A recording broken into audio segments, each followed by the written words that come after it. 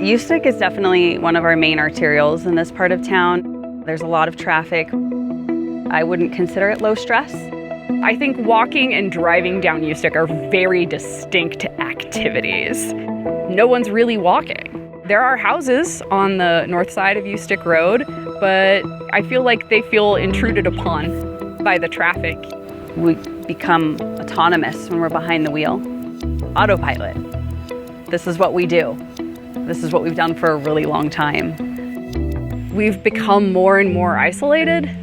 It feels very Idahoan to just kind of mind your own business a little bit. It's like, okay, this is my house, this is my space. I live here, you live there, we're cool. We've lost like the ability to connect on a street. Thinking back to like my childhood and how often I was just like able to sort of wander through my neighborhood, ride my bike. I felt safe to do so. I don't know that kids have the same opportunity nowadays. Open Streets is inspired by Cyclovia, which is out of Bogota, Colombia. That started like back in the 70s. They closed about 3 miles of roadway. And now it has grown to an event in Bogota. It's every Sunday. They close 75 miles of roadway and millions of residents come out to enjoy that.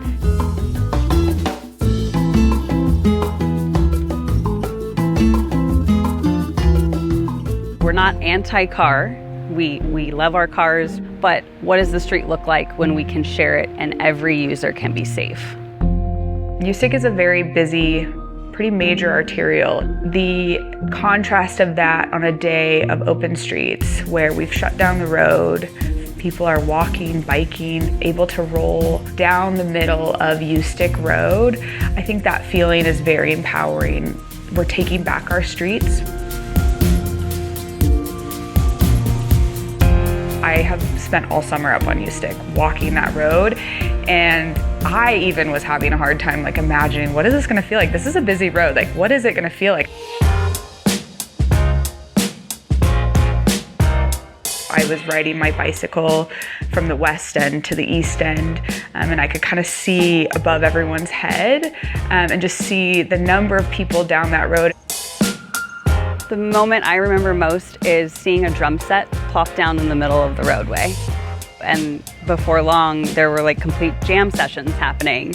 You know, people would like run home and grab their guitar. It was just like this organic way of showing up and bringing your talent and entertaining others.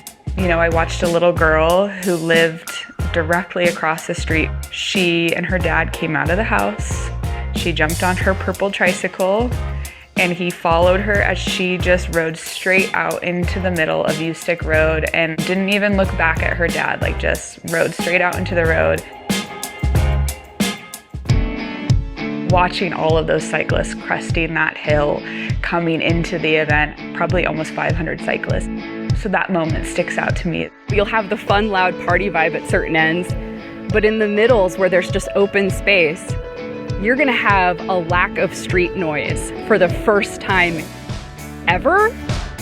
The people who immediately live on Ustick may also appreciate the ability to take that step out of their driveway and not have cars immediately be there.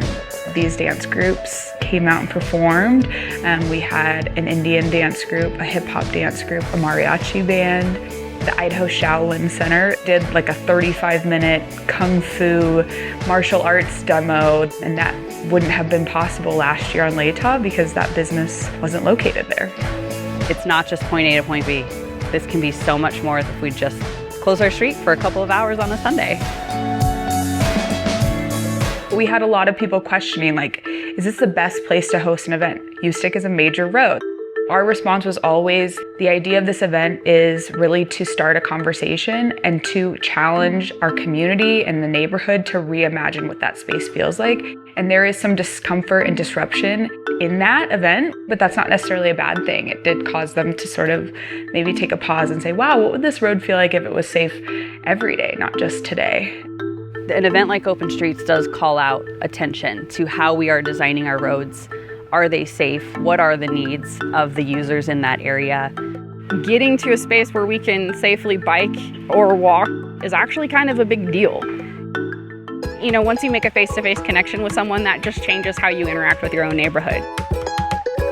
I think it's also just a reminder that like our streets are meant for us. They're not just meant to get from point A to B. I think as people move through the space after the event has ended, they'll remember there was a band in the middle of the street, and it just makes you think of the space in a different way. I think a lot of neighbors are going to meet one another. They'll cross paths, and they'll remember, oh, hey, I met you at Open Streets. And maybe people won't see Ustick as a commuter street anymore. Maybe they'll see it as a destination. And wouldn't that be something? Some of the businesses that had originally said, we're not open on Sundays, we're like, we're gonna stay open, we're really excited. This is just one day of Ustick feeling safe for bikes, for pedestrians. What would it be like if Ustick felt like this every single day? That's not necessarily the conversation that is ours to move forward, but we hope to empower the neighborhood to sort of drive that conversation. It takes time. It's the pendulum swinging. This is a really early on first step. Every street fair, every festival, every garden show I've heard of has turned into something successful because people do want to come together. Can we be like Bogota and have a stretch of roadway closed every Sunday? I think that would be the dream. Come down to Open Streets, have a memory, and maybe it sparks something more. Maybe you think about, well, how did I get to do that? And then you realize, oh, it's because a bunch of people came together and thought it would be cool to shut a whole street down.